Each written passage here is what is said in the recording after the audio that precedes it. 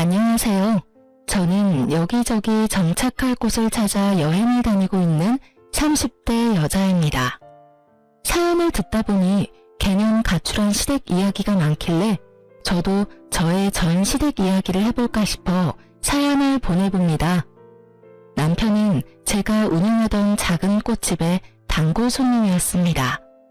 많게는 일주일에 2번, 적어도 일주일에 1번은 꽃을 사가는 남자를 보며 누구인지는 몰라도 저 남자의 여자친구는 참 좋겠다 하고 생각했었어요. 남자가 꽃을 그렇게나 자주 사가니 당연히 여자친구가 있을 거라 생각했으니까요. 그러던 어느 날 남자가 계산하며 쪽지 하나를 내밀더라고요. 저희 어머니께서 이제 꽃 좀 그만 사오라고 하시네요. 그래서 말인데 제가 첫눈에 반했습니다. 실례가 안 된다면 연락 부탁드립니다. 이렇게 적힌 쪽지 끝엔 자신의 전화번호가 있었고 전 고민하다 연락했고 저흰 자연스럽게 연인 사이가 되었어요. 평소 남편의 이미지도 워낙 좋았던 터라 큰 거부감 없이 남편을 받아들였던 것 같아요. 사랑받는다는 게 어떤 것인지 느끼게 해주는 남편 덕분에 연애 기간 내내 행복했어요. 그러던 어느 날 부모님께서 함께 차를 타고 가다 사고가 나셨어요. 워낙 크게 난 사고라 어떻게 손 쓸 틈도 없이 두 분 다 제 곁을 떠나 하늘나라로 가셨네요. 갑자기 일어난 충격적인 일에 전 모든 의욕을 잃었고 그야말로 삶을 포기한 사람처럼 지냈어요. 우울증, 그거 정말 무서운 병이더라고요. 틈만 나면 죽고 싶다는 생각만 했어요. 그런 저를 세상에 다시 나오게 해준 사람이 남편이었어요. 자기야, 이제 기운 좀 차리자. 그리고 나랑 병원 가. 귀찮아. 그러지 말고 우리 헤어지자. 자기라도 제대로 살아. 그런 말이 어디 있어. 자기 잘못되면 나도 따라 죽을 테니 그렇게 알아? 알겠어? 자기야, 나 죽는 꼴 보기 싫으면 얼른 일어나. 그리고 나랑 병원 가. 오늘은 당신이 싫다고 해도 어떻게 해서든 데리고 갈 테니까. 자기 꼴을 좀 봐. 뼈는 앙상해서는. 하늘에 계신 부모님이 이 모습 보면 그 심정이 어떠시겠어? 그렇지 않아도 자기 혼자 두고 가셔서 눈도 제대로 못 감으셨을 텐데. 자기 일하고 있는 거 아시면 좋은 곳 못 가셔. 그러니까 나도 아니고 자기도 아니고 부모님 생각해서 병원 가자. 응? 날마다 찾아와서 저를 설득해준 남편 덕분에 전 병원 치료를 받으며 많이 좋아졌고 다시 일상생활을 하게 되었어요. 그 무렵 남편이 결혼하자고 하더라고요. 자기야, 우리 결혼하자. 응? 갑자기? 나 당신 가족이 되어주고 싶어. 사실 당신이 또 나쁜 생각할까봐 너무 걱정돼. 그러니까 나랑 결혼해서 내 곁에 좀 있어주면 안 될까?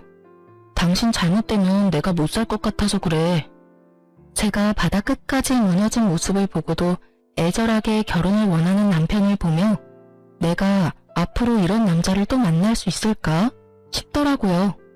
그래서 전 고민하지 않고 남편과 결혼하기로 했어요. 저의 허락이 떨어지자 번갯불에 콩 구워 먹듯 결혼을 서둘렀지만 모두 저를 위한 것이겠거니 하고 그러려니 했어요. 남편의 시커먼 속내도 모르고 말이죠. 자기야, 우리 결혼하면 혹시 어머님 모시고 살아야 해? 아버님도 돌아가신 지 얼마 안 되셔서 적적하실 거 아냐. 재작년에 돌아가셨지. 그렇지 않아도 많이 적적해 하셔서 남동생이 모시고 있어. 그러니까 우린 엄마 신경 쓰지 말고 우리나 행복하게 잘 살면 돼. 알겠지? 사실 내심 걱정이었거든. 우울증이란 게 또 언제 심해질지 모르니까. 아무래도 모시고 살면 어머님이나 나나 힘들 것 같았거든. 당신 맘 다 아니까 너무 신경 쓰지 마. 동서에겐 조금 미안했지만 제 입장에선 어쩔 수 없더라고요. 결혼식은 최대한 간소하게 치렀어요.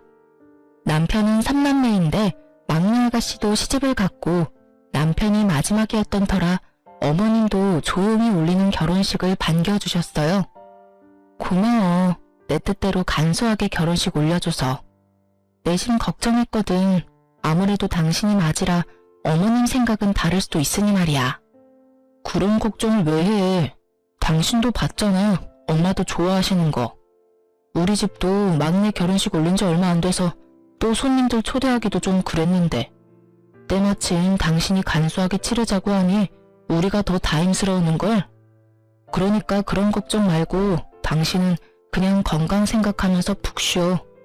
남편의 말대로 전 마음을 요양하는 시간을 보냈어요. 꽃집도 제가 정신 놓고 있던 시기에 문을 닫았던 터라 낮에 햇볕도 쐬고 요리도 배우러 다니며 사람들과 어울리려 노력했어요. 그렇게 지내다 보니 수면제 없이 잠드는 시간들도 생겨나더라고요. 그렇게 몸도 마음도 건강해질 무렵 명절이 다가왔어요. 결혼하고 처음 맞이한 명절이기에 전 남편을 앉혀놓고 약속을 받아냈어요. 당신 여기 좀 앉아봐. 무슨 일 있어? 무섭게 왜 그래? 우리 내일 시댁 가잖아. 그 전에 당신한테 약속을 좀 받고 싶어. 무슨 약속? 난 시댁 일이라고 혼자 독박으로 일할 생각은 추호도 없어. 시댁에서 일이나 하려고 결혼한 것도 아니고. 그래서 말인데 내일 음식 준비할 때 당신도 함께 했으면 해. 난 또 뭐라고. 알겠어. 내가 내일 당신 옆에 찰싹 붙어서 도와줄게. 도와주는 게 아니라 함께 하는 거지. 왜 도와주는 거라고 해? 그리고 엄연히 따지면 내가 당신을 도와주는 거야. 당신 조상님들 식사라도 하고 가셔라. 하고 차리는 음식이니까. 알겠어? 네, 잘 알겠으니 얼른 자. 피곤하다고 했잖아. 얼른 자자. 피곤하다. 저는 남편의 호언장담 덕분인지 푹 자고 일어나 시댁으로 갔어요. 어머님, 저희 왔어요. 그래, 왔니? 얼른 손 씻고 와서 좀 거들어라. 둘째는 아까부터 재료 다듬고 있어. 전 괜찮아요, 어머님. 형님, 일단 짐부터 푸시고 좀 앉으세요. 차 많이 밀리죠? 커피라도 좀 드릴까요? 아니야, 동서. 일단 나 짐부터 풀고 바로 나올게. 여보, 당신이 먼저 좀 돕고 있어. 동서 혼자 힘들겠다. 알겠어. 재수씨, 저 손부터 씻고 와서 도와드릴 테니 조금만 기다려주세요. 저희가 나누는 대화를 잠자코 듣고 있던 어머님은 남편이 적극적으로 나서자 갑자기 태도를 바꿔 언성을 높였어요. 아니 얘가 뭐 하는 짓이야? 여기 여자가 몇 명인데 네가 왜 나서? 에이 엄마도 참. 요즘 그런 말 하면 이혼당해. 요즘 애들이 어떻든 나는 관심 없다. 여긴 내 집이니 내 뜻대로 할 거야. 넌 들어가서 쉬어. 아님 소파에 앉아서 TV라도 보든지. 나 하나도 안 피곤해. 어제 잠도 푹 자서 컨디션 매우 좋아. 얘가 진짜? 네 엄마 쓰러지는 꼴 보고 싶으면 가서 도우던가. 난 절대 내 아들이 요리하는 꼴 보고 있을 생각 없으니 정하려거든. 집에 가. 단호한 어머님의 태도에 남편도 어찌할 바를 모르겠는지 우물쭈물하고 있더라고요. 생각 같아선 집에 가고 싶었어요. 하지만 그럴 순 없더라고요. 형님, 전 괜찮으니까 형님도 몸 안 좋으시면 들어가서 쉬세요. 늘 혼자 했던 터라 별로 힘들지도 않아요. 동서, 그게 무슨 말이야. 이 많은 걸 어떻게 혼자서 해? 늘 해왔는데요, 뭘.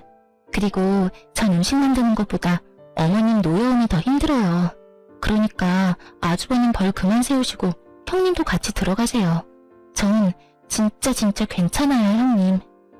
착한 것을 넘어 바보 같은 동서를 두고는 도저히 발길이 떨어지지 않았으니까요. 전 멀뚱히 서 있는 남편을 일단 방으로 보내고 동서를 도왔어요. 동서의 말은 그냥 하던 말이 아니더라고요. 그간 진짜 혼자서 일은 다 했는지 손이 보이지 않을 정도로 군더더기 없이 빠르게 음식을 해내더라고요. 돕는다고 돕는 제 손길이 방해될 뿐이라는 걸 깨달은 저는 그저 뒷정리만 할 수밖에 없었어요. 동서, 대단하다 진짜. 손이 어쩜 그렇게 빨라? 저도 처음엔 버벅거렸어요. 근데 워낙 제사가 많은 집이라 금방 손에 익더라고요. 듣는 저는 웃음이 나지 않는데 동서는 어쩜 그렇게도 밝게 웃으며 말하는지. 전 이제껏 동서의 시댁살이 어떠했는지 훤히 보이더라고요. 아니나 다를까 명절 아침이 밝았고 전쟁 같은 시간이 지난 뒤 다 함께 모여 앉아 밥을 먹고 있었어요. 동서는 밥을 제대로 씹지도 않고 급하게 먹더니 미처 하지 못한 뒷정리를 하려고 일어섰고 전 그런 동서를 다시 앉혔어요. 가만히 있어. 내가 알아서 할 테니까. 네? 동서는 일단 가만히 있어. 나한테 다 생각이 있으니까. 동서는 의아한 눈으로 절 바라보았고 전 동서의 손을 꽉 붙잡고 놔주지 않았어요. 시댁 식구들의 식사가 끝나갈 때쯤 아가씨가 혼자 문을 열고 오더라고요. 나왔어. 서서방은? 그 일 바빠서 또 회사 갔지. 엄마한테 죄송하다고 전해달래. 그렇게나 바빠? 뭐가 그렇게나 바쁘다고 명절에 쉬지도 못하고 또 회사야. 아 몰라. 하루 이틀 바쁜가 뭐. 나 배고파. 밥 줘. 넌 이때까지 밥도 안 먹고 뭐 했어? 시댁에서 밥도 한 그릇 못 얻어먹은 거야? 우린 차례도 안 지내잖아. 여기 와서 먹으려고 거의 안 먹었지. 언니, 얼른 먹을 거 좀 줘요. 시켜먹는 꼴이 숨을 쉬듯 자연스러운 신이를 보며 저도 모르게 한숨이 나오더군요. 전 신이의 밥을 차리려는 동서를 붙잡아 세우고 큰 소리로 말했어요. 동서, 친정 안 가? 이제 아가씨도 왔으니 이만 가봐. 네? 저 가라고요? 그럼 안 갈 거야? 아가씨도 왔는데 동서도 당연히 가야지. 형님은요? 형님은 언제 가시게요? 뭘 내 걱정까지 해?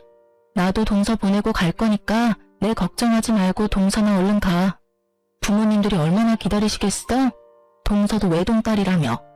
시댁도 중요하지만 친정도 잘 챙겨야지. 여긴 식구도 많으니까 얼른 가봐. 그래도 되죠, 어머님? 그러렴. 당황한 기색이 역력한 어머님과 이런 상황이 어리둥절한 동서. 저는 동서를 떠밀다시피 해 친정으로 보내버렸어요. 그리고는 서둘러 남편의 옆구리를 찔러댔죠. 지금 당장 돌아가자는 무언의 압박을 알아들은 남편은 어색하게 연기를 시작했어요. 너무 피곤하다. 아들 피곤해? 그럼 들어가서 한숨 자. 아니, 여기서 자다 깨서 가려면 더 피곤해. 그럼 하루 더 자고 가면 되지. 친정 가야 하는 것도 아니고 뭐가 걱정이라고. 이 사람도 이렇게 고된 일은 처음이라 피곤할 거고 이번 명절은 우리도 일찍 가서 쉬어야겠어. 가자 여보. 짐 다 챙겨뒀지? 응, 아까 다 챙겨뒀어. 그럼 우리 갈게. 남편은 도망치듯 저를 데리고 시댁에서 나와버렸어요. 현관문을 나서는데 어머님과 아가씨의 표정이 가관이더라고요. 그도 그럴 것이 제기는 물론이고 밥 먹은 그릇조차도 정리가 되지 않았는데 동서도 제가 보내버리고 저마저도 가버리니 그 산같이 쌓인 설거지는 꼼짝없이 두 사람의 몫이 되어버렸으니까요. 그 통쾌함도 오래가진 못했어요. 그 후 어머님은 일을 가셨는지 틈만 나면 저를 불러 일을 시키시더라고요. 전 한두 번은 그냥 가서 뜻대로 해드리다 반복되는 호출에 남편을 불러 함께 갔어요. 당연히 평일 낮이었고 남편은 연차를 쓰거나 반차를 쓰고 저와 함께 했죠. 넌 도대체 회사는 어떻게 하고 오는 거니? 오늘은 반차 썼어. 너 그러다 회사 잘려 이놈아. 그리고 너도 그렇다. 내가 너만 오라고 했지 내 아들까지 끌고 오라디? 왜 자꾸 일도 못하게 같이 끌고 오는 거니? 끌고 오다니 내가 무슨 개야? 끌려오게. 그냥 내가 온 거야. 오늘 뭐 하냐고 물어보니 엄마한테 간다길래 나도 엄마 보고 싶어서. 다들 아시겠지만 제가 끌고 온 것이 맞았어요. 남편은 온 힘을 다해 뻔히 보이는 거짓말을 했고 그런 아들의 거짓말에 어머님은 긴 한숨을 쉬시더니 벼랑간 동서에게 화풀이 하기 시작했어요. 예, 너 냉장고 위는 다 닦았니? 거기 먼지가 한가득 하더라. 뭔 집에서 노는 애가 거기도 안 닦고 뭐 했니? 하여튼 게을러서는. 도대체 친정에서 뭘 배워서 시집 온 거야? 사부인도 참 뻔뻔하기도 하구나. 이리 배운 것도 없는 딸 자식 시집 보는 거 보니 말이다. 냉장고 위라 참 황당하더라고요. 냉장고 위까지 반짝반짝하게 하고 사는 주부가 몇이나 된다고. 거기에다 친정 드립까지 나오니 저에게 하는 말도 아닌데 저도 화가 다 나더라고요. 정말 말 그대로 생트집을 잡는 어머님의 망언에 동서도 더는 참을 수 없었는지 입을 떼더라고요. 어머님, 정말 해도 해도 너무하시네요. 제가 뭘 그렇게 잘못했다고 친정 엄마까지 들먹이세요? 뭐야? 너 지금 나한테 말 대답하니?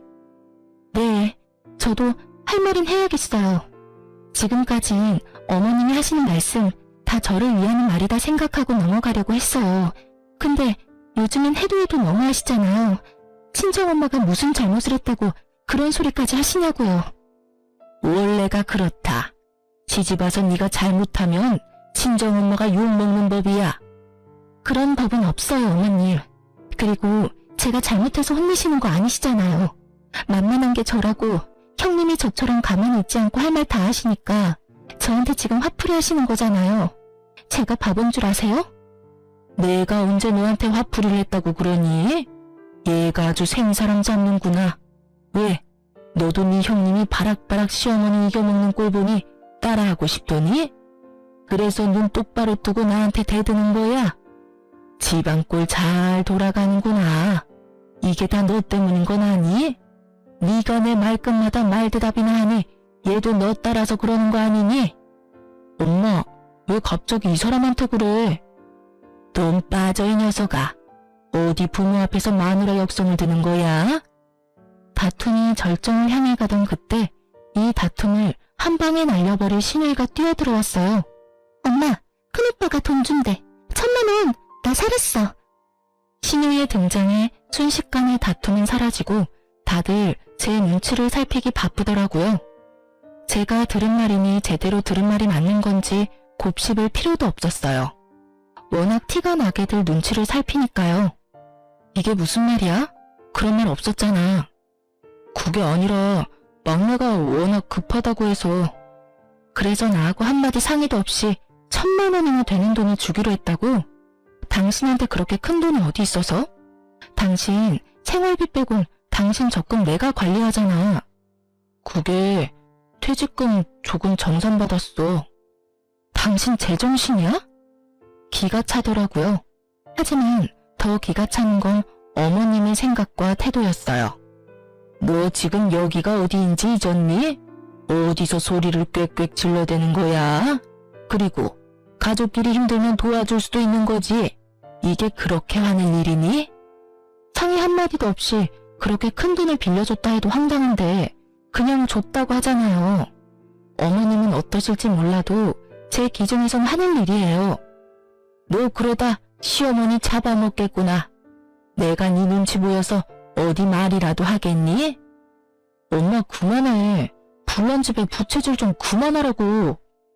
아, 내가 진짜 궁금해서 그러는데 아가씨 남편도 있는데 왜 당신이 돈을 주는 거야? 그게 막내가 남편 몰래 치는 사고라 알면 이혼당해. 들으면 들을수록 어이가 없더라고요. 저는 이대로는 안 되겠다 싶어 단호하게 말했어요. 당신은 다를 줄 알아? 아가씨, 상황이 급한 것 같으니 돈은 드릴게요. 대신 달에 50만 원씩 갚으세요. 이자는 안 받을 테니 편의점 알바를 해서라도 꼭 갚으셔야 할 거예요. 뭐라고요? 언니가 뭔데 이래라 저래라 해요? 몰라서 물어요? 아가씨 오빠 부인이잖아요. 잘 들어요 아가씨. 오빠 이혼하는 꼴 보기 싫으면 매달 잊지 말고 50만 원씩 꼭 붙여요. 당신도 똑바로 들어. 한 번만 더 상의 없이 이런 일 벌였다간 진짜 이혼이야. 알겠어? 단호했던 제 태도 때문인지 아가씨는 돈을 꼬박꼬박 갚는 듯 했어요. 그렇게 시댁은 몇 달 정도 조용하더라고요. 하지만 시댁이 조용하니 남편 놈이 사고를 치더라고요. 어느 순간부터 회사 일이 너무 힘들다고 하더니 어느 날은 진지하게 그만두고 싶다고 하더라고요. 저도 수입이 없었던 터라 좋게 조금만 더 고생해달라고 했어요. 그렇게 퇴사 마음을 접은 줄 알았는데 그게 아니었어요. 당신, 그게 뭐야? 출근한다고 나갔던 사람이 대낮에 큰 상자를 안고 집으로 들어오더라고요. 제가 깜짝 놀라 물으니 남편님은 어린아이처럼 웃으며 말했어요. 나 사표 냈어. 당신 말 듣고 참아보려고 했는데 도저히 안 되겠더라고. 그래서 그냥 오늘 사표 내버렸어. 미안해. 미리 말 못해서. 아, 그래. 이미 낸 사표 어쩌겠어. 내가 그렇게까지 말했는데도 당신이 사표를 낸 데는 다 이유가 있겠지. 그동안 고생 많았어. 이해해줘서 정말 고마워. 사실 당신이 이혼하자고 하면 어쩌지 하고 무서웠거든. 이런 일로는 이혼 안 해. 물론 미리 상의 안 한 건 좀 화나긴 하지만 앞으론 나하고 상의 정도는 해. 알겠지? 응. 근데 오늘 동생들 집에 오기로 했어? 어머님 곧 생신이잖아. 선물 때문에. 대단하신 어머님은 한여름에 밍크코트를 선물로 받고 싶다 하셨고 한두 푼도 아니었기에 전 서방님과 아가씨를 집으로 불렀어요. 약속 시간에 맞춰 두 사람은 집으로 왔고 전 바로 얘기를 꺼냈어요. 어머님 생신 선물 날인데 밍크코트 갖고 싶으시대요. 좋네요. 그렇지 않아도 친구들 중에 엄마만 밍크코트 없다고 그랬는데 이참에 사주면 되겠네. 우리 엄마 좋아하겠네. 엄마는 좋겠네. 근데 형, 너무 무리하는 거 아니야? 밍크코트 비싸잖아. 어쩔 수 없지 뭐. 삼남매의 얘기를 듣고 있자니 이상한 방향으로 흘러가기에 제가 딱 잘라 말했어요. 지금 무슨 말들 하는 거예요? 어머님 밍크코트 다 같이 돈 모아서 사드릴 거예요.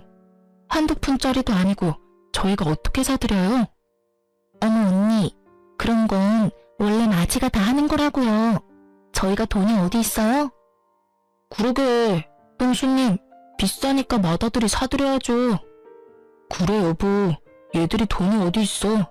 그냥 우리가 사드리자, 응? 어쩜 새 입에서 나오는 말 중 사람 말을 하는 이가 단 하나도 없는지 어이가 없어 헛웃음이 나오더라고요. 전 돈을 합치기 위해 미리 뽑아놓은 돈 중 20만 원을 꺼내 식탁 위에 올려놓으며 말했어요. 여기 20만 원, 난 더는 할 생각 없으니까 이 돈 보태서 밍크코트를 사드리든 김 세트를 사드리든 삼남매가 알아서 하세요. 언니, 20만 원으로 뭘 사요? 진짜 해도 너무하는 거 아니에요? 형수님, 이건 아니죠. 어머님도 저희가 모시고 사는데 그깟 밍크코트 좀 사드리면 큰일이라도 난답니까? 해도 너무하시는 건 두 분이시죠. 아니, 3명일 수도 있겠네요. 어쨌든 마지가 동네북도 아니고 왜 그 비싼 걸 마지가 해야 해요? 서방님이랑 아가씨는 어땠을지 모르겠지만 저희 결혼할 때 맞이라고 해서 더 받기는커녕 저희 둘이 알아서 다 했어요. 달마다 어머님 용돈도 드리고 있고요. 거기에다 어머님 생신 선물까지 독박 쓰라고요? 전 그럴 생각 없네요. 그래도 결혼해서 처음으로 드리는 생신 선물 그 도리는 다 하고 싶어서 두 분이 형편껏 보태시면 모자라는 돈은 제가 내려고 했더니 이렇게 나오시니 저도 별 수 없네요. 전 이 20만 원 그 이상은 보탤 생각 없으니 그렇게 알고 돌아가 주세요. 여보, 그러지 말고 다시 생각해보자, 응? 당신도 쫓겨나기 싫으면 그만해. 남편은 입을 다물었고 두 사람도 순순히 돌아가더라고요. 생일 선물로 뭘 사드렸는지는 아직도 모르네요. 남편도 말해주지 않았고 굳이 저도 묻지 않았거든요. 생신 때도 밖에서 밥만 먹고 헤어졌고요. 아마 전 이때쯤부터 이혼을 생각하고 있었던 것 같아요. 이대로 괜찮을까 하는 생각이 강하게 들었거든요. 그러면서도 제발 더는 실망하게 하질 않기를 바라고 또 바랐어요. 하지만 도저히 참을 수 없는 일이 벌어지고야 말았죠. 산 넘어 산이라고 어머니 생신이 지난 지 얼마 되지 않아 아버님 제사가 다가왔어요. 계속해서 시댁일로 남편과 부딪히니 시댁 말만 나와도 머리가 아프더라고요. 하지만 어쩌겠어요. 제가 안 가면 또 난리가 날 테고 그 난리통에 애꿎은 동서만 피볼 것이 뻔하니 안 갈 수도 없는 노릇이었어요. 그렇다고 당하고만 있자니 속에 천불이 날 것 같았고요. 시댁에 도착하니 제 예상대로 동서는 발바닥에 불난 듯 바쁘게 움직이고 아가씨와 서방님은 소파에 앉아 TV를 보고 있더라고요. 어머님은 안 보이시고요. 전 이때다 싶어 남편에게 뒤집개를 줬어요. 당신 여기서 전 좀 뒤집어. 그 정도는 할 수 있지? 그럼. 그리고 서방님, 오셔서 동그랑땡에 계란물 좀 묻히세요. 아가씨도 좀 하시죠?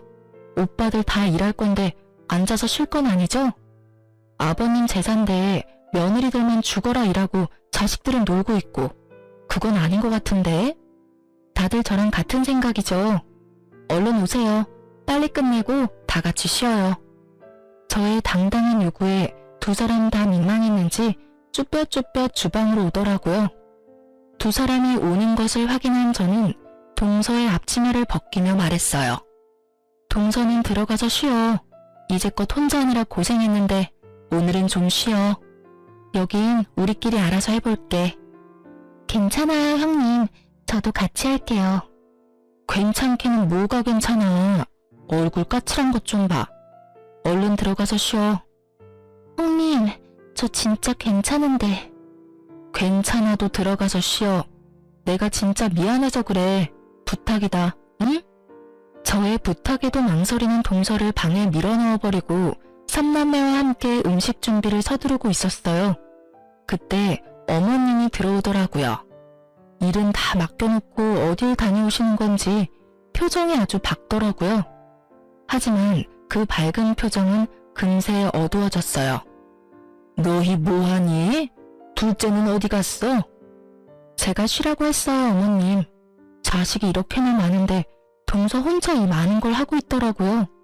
그래서 제가 나머진 우리가 할 테니 좀 쉬라고 했어요. 어머님도 들어가서 좀 쉬세요. 너 진짜 제정신이니? 네가 뭔데 내 자식들한테 이런 일을 시켜? 자식들은 놀고 왜 며느리만 일을 해야 해요? 제가 진짜 이해가 안 돼서 그래요. 원래 다 그런 거야. 그게 며느리가 할 도리인 거다. 알겠니? 그게 도리라면 제가 아버님 제사 음식 다 차리는 대신 우리 부모님 제사 땐 전 놀고 이 사람이 음식 준비 다 하면 되겠네요. 그렇죠, 어머님? 이게 진짜? 순식간에 일어난 일이었어요. 숨 넘어가듯 언성을 높이던 어머님이 제 뺨을 때려버린 것은요. 너무 당황스러운 나머지 정신이 나가 있는데 어머님이 쉬지 않고 욕을 하시더라고요. 글로 적기도 심한 말들이었어요. 그렇게 한참 욕을 듣다 보니 내가 왜 여기서 이런 취급을 받고 있나 싶으면서 화가 나더라고요. 그래서 전 어른을 칠 순 없고 남편을 때려버렸어요. 여보, 내가 어른은 칠 수 없고 당신 엄마니까 당신이 대신 맞아. 이년이 진짜 미친 게 분명하구나. 감히 누구 앞에서 누굴 때려? 미친 건 제가 아니라 어머님이시죠. 제가 뭘 그렇게 잘못했다고 때리고 욕하세요? 며느리가 되면 맞고 욕 얻어먹는 게 당연한 건가요? 이년이 아직도 정신을 못 차리고 입을 놀리는구나. 너 이리 와. 저한테 한 번만 더 욕하시고 때리시면 똑같이 이 사람한테 할 거니까 어디 한번 해보세요. 저의 협박에 어머님은 목덜미를 잡고 뒤로 넘어가는 신용을 하더라고요. 소름 끼치는 연기를 보고 있자니 토할 것 같아 전 가방을 들고 그대로 집으로 돌아왔어요. 집에서 씩씩거리고 있으니 남편도 왔더라고요. 돌아온 남편은 저를 보자마자 무릎을 꿇고 싹싹 빌더라고요. 여보, 내가 대신 사과할게. 진짜 미안해. 많이 아팠지? 나 살다 그렇게 몰상식한 사람 처음 봤어. 욕하는 거 당신도 들었지? 나 참, 난 세상에 그런 욕이 있는 줄도 몰랐다. 어쩜 그런 욕을 할 수가 있는지. 내가 다 미안해. 진심이야. 당신이 원하면 나 엄마랑 인연 끊을 수도 있어. 그러니까 이혼하자는 말만 하지 말아줘. 나 당신 없으면 못 살아. 손이 발이 되게 비는 남편을 뒤로 한 채 전 방으로 들어와 문을 잠가버렸어요. 남편이 잘못한 것도 아닌데 화가 너무 나니 남편도 꼴도 보기 싫더라고요. 다음 날이 되어도 찬바람이 쌩쌩 불자 남편도 피하는 게 상책이다 싶었는지 아침 일찍 나가 저녁 늦게 들어오더라고요. 그렇게 며칠이나 지났을까요? 동서가 찾아왔어요. 그리고 동서에게서 충격적인 말을 들을 수 있었어요. 형님, 제가 며칠 동안 많이 고민했는데 아무래도 형님이 아셔야 할 것 같아서 왔어요. 그날 형님 그렇게 가시고 아주버님이 어머님께 엄청 화를 내시는 거예요. 전 어머님이 형님한테 손찌검까지 하셨으니까 저렇게 화를 내시나 보다 했는데 그게 아니었어요. 그럼? 그게 말이에요. 형님, 부모님 사망보험금 때문이었어요. 뭐? 그걸 그 사람이 어떻게 알아? 난 말한 적 없는데? 그게 형님 많이 아프셔서 정신없으실 때 우연히 서류 보셨다고 하시더라고요. 아주버님이 형님을 정말 사랑한 건 맞는데 결혼을 서두른 건 보험금 때문인 것 같았어요. 그리고 아주버님 회사도 그만두셨다면서요? 회사 그만둔 얘기하면서 자기 이제 사업하려고 하는데 그 보험금이 꼭 필요한데 이러다 이혼하자고 하면 책임지실 거냐면서 화를 내는데 정말 저게 인간 맞나 싶더라고요. 그러면서 앞으로 형님한테 연락도 하지 말라고 하셨어요. 동서는 말하면서도 온갖 감정이 뒤섞이는지 울먹이고 있더라고요. 그런 동서를 보는데 참 고마웠습니다. 동서도 이런 얘기 쉽진 않았을 텐데 말해줘서 내가 참 고마워. 고맙기는요.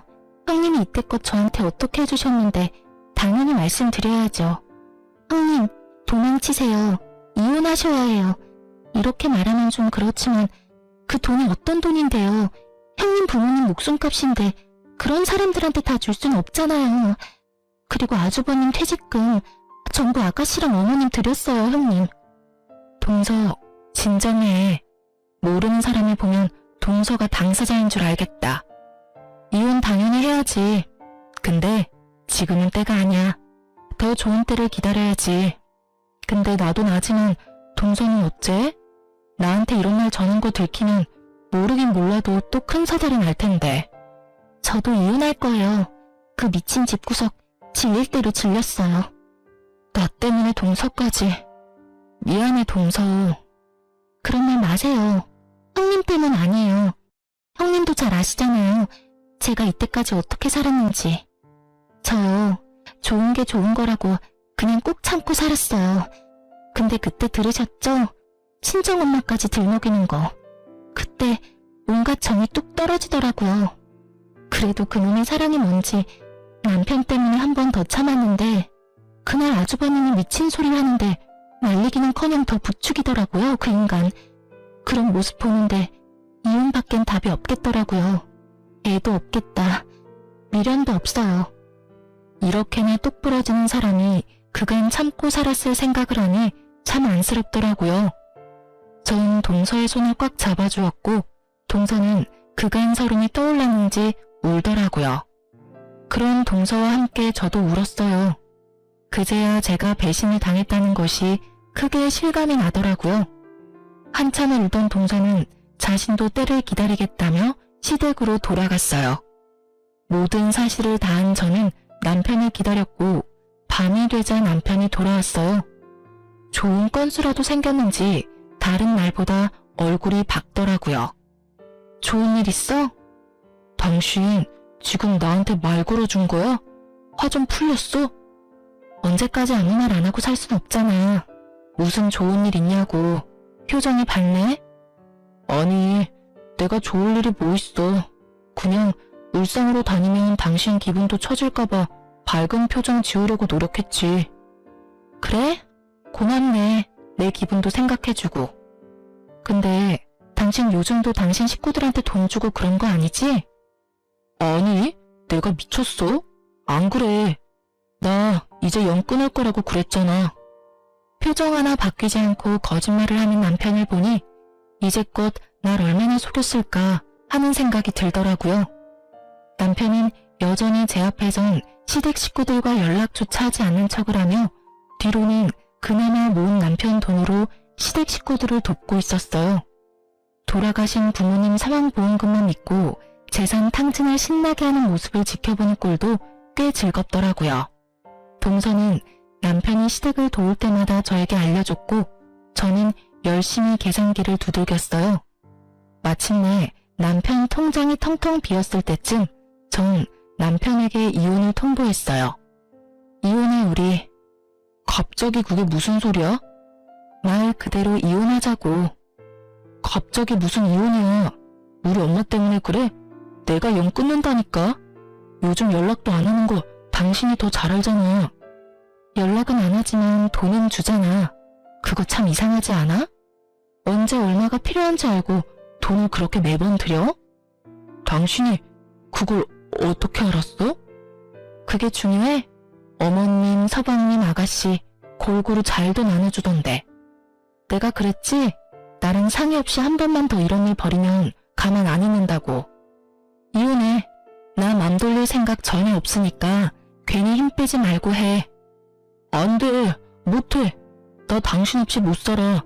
당신도 잘 알잖아. 내가 아니라 내 부모님 사망보험금이 없으면 못 살겠지.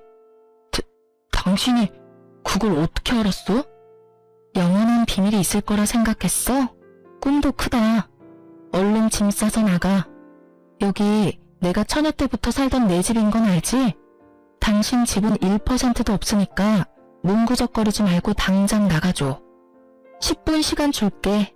10분 뒤에도 나가지 않으면 경찰 부를 테니까 그렇게 알아. 전 세상을 다 잃은 표정을 하고 서 있는 남편을 뒤로 한 채 방으로 들어왔어요. 그리고 동서에게 전화를 걸었어요. 형님! 동서, 나 방금 이혼하자고 했어. 돈 빌려준 것부터 보험금까지 다 얘기해서 아마 집안 발칵 뒤집힐 거야. 괜찮겠어? 안 괜찮을 건 또 뭐예요? 전 기쁜걸요? 노예 해방의 날인데요. 저도 오늘 이혼 선포하고 이 집 나갈 거예요. 그래? 차라리 그게 좋겠다. 괜히 또 험한 꼴 당하지 말고 얼른 나와. 지금 어머님 통화하시는데 아주버님 같아요. 언성 높아지는 거 보니. 형님, 저 끊을게요. 밖에서 저 찾네요. 동서, 조심해. 네, 걱정하지 마세요. 같이 살아야 하니 참았지. 지금은 참을 이유도 없는걸요? 제대로 업고 나가버리자 뭐. 전화를 끊고 거실로 나가보니 남편은 없더라고요. 발등에 불 떨어졌겠죠. 남편 노트북을 훔쳐봤는데 보험금만 믿고 말도 안 되는 사업을 크게도 벌여놨더라고요. 이미 들어간 돈도 꽤 되는 듯 했고요. 모르긴 몰라도 원금 회수는커녕 빚쟁이가 될 것은 불보듯 뻔한 일이었어요. 그날 저녁 동서는 한바탕 시댁을 뒤엎고 우리 집으로 왔어요. 형님, 오늘 하루만 신세 좀 져도 될까요? 너무 늦어서 친정에 가기도 그렇고 마땅히 연락할 만한 친구도 없네요. 결혼하기 전엔 친구도 많았는데 그동안 뭐하고 살았나 모르겠어요. 그럼 얼른 들어와 동서. 나 말고 친구한테 갔으면 나 섭섭할 뻔했어. 감사해요 형님. 그렇게 동서와 저는 밤새 시댁이 어떻게 박살이 났는지에 대해 이야기를 나누었어요. 글쎄 전화 끊고 나가니까 어머님이 난리를 부리는 거예요. 네 년이 다 말했지? 그러면서 제 머리채를 휘어잡으려는 걸 제가 탁 쳐내니까 목덜미를 막 잡으면서 욕을 얼마나 하는지. 거기에다 남편 새끼도 막 소리를 지르길래 그냥 이혼하자고 하고 제가 준비했던 음식 다 식탁 밑으로 엎어버리고 나왔어요. 어머님 막말하고 욕한 것도 다 녹음해뒀어요. 동서는 시원하게 뒤집고 나왔고 저흰 시원하게 이혼했어요. 저의 예상대로 두 형제는 돈이 있을 리가 없었고 위자료는 줘야 하니 시댁집을 담보로 대출을 받아 위자료를 주더라고요. 시모는 자신의 손으로 두 아들을 이혼시킨 꼴이 됐으니 화병으로 누웠다고 하고요. 그 성격에 참 잘 어울리는 단어라고 생각했네요. 화병. 이혼 후 저희는 그저 기다렸어요. 그 인간만도 못한 것들이 서로 저희의 복수를 대신하는 꼴을 그저 기다리며 지켜봤어요. 어느 날 동서에게 시동생이 찾아왔고 동서에게 무릎을 꿇고 싹싹 빌었다고 해요. 여보, 나 분가해서 나왔어. 나한테 왜 그런 이야기를 해? 이제 우리 둘이 오붓하게 살 수 있어. 그러니까 우리 다시 시작하자. 내가 앞으로 진짜 잘할게. 응? 오붓 같은 소리 한다 진짜. 야, 정신 차려. 나 네 엄마 때문도 있었지만 너도 끔찍해서 이혼하자고 한 거야. 참 너도 너다. 남의 돈 탐내더니 이제 부모까지 버리고. 버리다니 그냥 분가한 거라고. 그래, 그렇다고 쳐. 집 담보로 대출받아 깡통집 만든 것도 모자라서 아픈 엄마 내팽개치고 나온 게 분가라고 생각하고 싶으면 그렇다고 치고 제발 좀 꺼져줘. 네 무릎단 그 바닥 썩을까봐 나 지금 너무 걱정되니까. 내 말 안 들려? 꺼지라고. 시동생은 동서의 호통에 불이 나게 도망갔다고 하더라고요. 착하기만 했던 동서가 그렇게 화를 내니 놀라기도 했겠죠. 동서 말을 듣는데 제가 더 통쾌하더라고요. 거기서 끝인 줄 알았는데 시댁 것들은 동서가 얼마나 만만했던 걸까요? 그 뒤로 한동안 조용하더니 어느 날은 시모가 직접 찾아왔다고 했어요. 행색이 말도 못하게 형편없었다고 하더라고요. 아가, 나라도 좀 받아주면 안 되겠니? 네? 제가 왜요? 어머님 잘난 아들딸 있잖아요. 그 나쁜 것들 말도 마라. 네 남편은 날 버리다시피 하고 집을 나가더니 연락도 없고 하루가 멀다고 와서 돈이란 돈은 다 뜯어가던 딸려는 이제 돈 없다고 날 첫째한테 떠넘기더니 전화도 안 받아. 그리고 장남이라는 거는 내 집까지 팔아서 글쎄 날 월세방에 쳐넣어놓고 연락도 안 되는구나. 아, 어머님. 응? 그래, 아가, 넌 나 안 버릴 거지? 저 이혼했어요. 벌써 이혼한 지 몇 달이나 지났어요. 전 어머님 아가도 며느리도 아니에요. 그러니까 앞으로 찾아오지 마세요. 어머님이라 불러드리는 것도 오늘이 마지막이니까요. 이제 진짜 두 번 다신 보지 마요. 전 어머님 얼굴만 봐도 끔찍하네요. 동서가 어찌나 성대모사를 잘하는지 동서 말을 듣는데 마치 시모가 눈앞에 있는 기분이었어요. 그래서 그런지 더 통쾌하더라고요. 저의 예상대로 그들은 서로가 서로에게 지옥을 보여주고 있었어요. 참 어울리는 결말이라고 했네요. 이렇게 끝이 난 줄 알았죠? 찾아올 사람은 다 찾아왔다고. 하지만 아니더라고요. 전 남편이 남아있다는 걸 깜빡했어요, 제가. 저를 찾아온 남편은 왜인지 여유로워 보였어요. 의아했죠. 미래가 보이지 않는 빚쟁이일 텐데 여유로워도 너무 여유로우니까요. 좋아 보이네. 잘 지냈어? 이혼한 덕분에 아주 잘 지내지. 나는 안 물어봐줘? 내가 왜? 전 남편은 제 말은 들리지도 않는지 묻지도 않은 안부 따위를 전해주더라고요. 나는 못 지내. 당신이 없어서. 그리고 우리 가족들도 잘 못 지내. 엄마는 단칸방을 사시고 막내는 결국 돈 사고 친 거 남편한테 들켜서 이혼당하고 요새는 연락도 안 돼. 어디서 뭐라고 사는지. 에휴. 신세 한탄이나 하려고 만나자고 한 건 아닐 테고 갑자기 만나자고 한 이유는 말해. 나 이번에 대박 건수 잡았어. 대박 건수를 잡았는데 왜 날 찾아와? 그리고 아직도 사업에 미련 있니? 너 돈 없지 않아? 사업 말고 주식. 진짜 믿을만한 사람한테 들은 정보인데 이거 대박 날 거래. 그래서 말인데 나랑 다시 합치자. 나랑 다시 합치면 당신한테도 이 정보 넘겨줄게. 당신이랑 나랑 둘이 투자해서 대박 터트리면 우리 평생 먹고 살 수 있다고. 헛웃음이 나더라고요. 여유의 이유가 주식이라니. 주식의 주자도 모르는 제가 살짝만 들어도 사기인 것이 분명한데 그걸 믿어 의심치 않는 전 남편을 보니 참 한심하더라고요. 수상하다는 생각은 못하나 봐. 그렇게 중요하고 확실한 정보가 왜 네 귀까지 들어가겠어? 그리고 내가 머리에 총 맞았어? 너같이 소름 끼치는 새끼랑 다시 살 부대끼면서 살게. 제발 좀 사라져주라. 지금도 토할 것 같으니까. 뭐? 너 지금 나 무시하냐? 대학도 못 나온 고졸년이 무식해서는.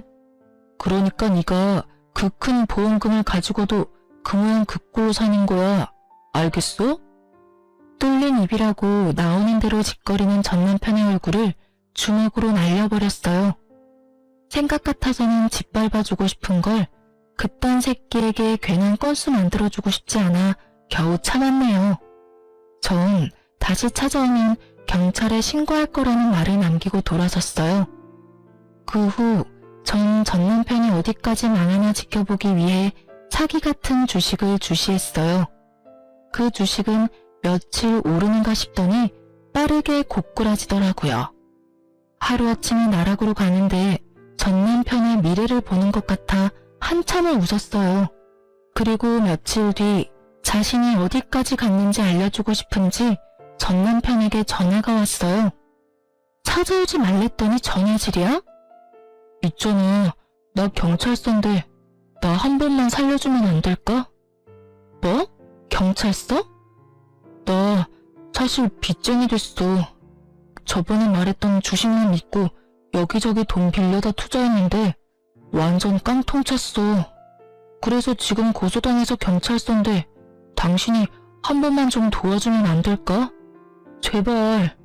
당신이 안 도와주면 나 깜빵에 가야 해. 당신도 나 그렇게까지 되는 건 싫은 거 아니야. 착각의 정도가 광증에 가까운 남편의 개소리를 들으면 전 웃음을 터뜨렸습니다. 착각은 자유라더니 너 그 정도면 병이야, 병. 뭐? 너 그렇게까지 되는 거 좋아. 내가 싫을 이유가 없잖아? 그래서 하는 말인데 그냥 깜빵 가. 깜빵 가면 잠도 재워주고 밥도 주고 운동도 시켜준다더라. 심지어 다 공짜래. 어때? 끝내주지? 그러니까 잘 생각해봐. 그럼 차단할 테니까 전화하지 마. 알겠지? 전 다급히 전화를 끊고 전 남편 번호를 차단했네요. 이렇게 저와 동서의 복수는 전 시댁 식구들이 나서준 덕분에 잘 끝났어요. 시간이 흐른 지금 동서와 저는 언니 동생 사이로 잘 지내고 있어요. 동생은 국비로 간호조무사학원에 다니며 멀어졌던 친구도 만나고 잘 지내고 있어요. 전 부모님을 잃은 것부터 이혼까지 해서 많은 일을 겪었던 터라 좀 쉬고 있어요. 병원에서 여행을 추천하길래 국내 작은 시골 마을을 찾아다니는데 꽤 좋더라고요. 탁 트인 곳을 보며 많이 걸으니 수면제가 없어도 잠을 잘 수 있게 되었어요. 그래서 요즘은 정착할 작은 마을을 찾고 있어요. 제가 그럴 예정이라고 하니 동생도 간호조무사 따는 대로 제가 정착하는 곳으로 와 살겠다고 하고요. 시댁과의 인연은 징글징글했지만 저에겐 좋은 동생이 생긴 것 같아 요즘 행복해요. 이로써 저의 길었던 사연은 끝입니다. 긴 제 사연 들어주셔서 감사합니다.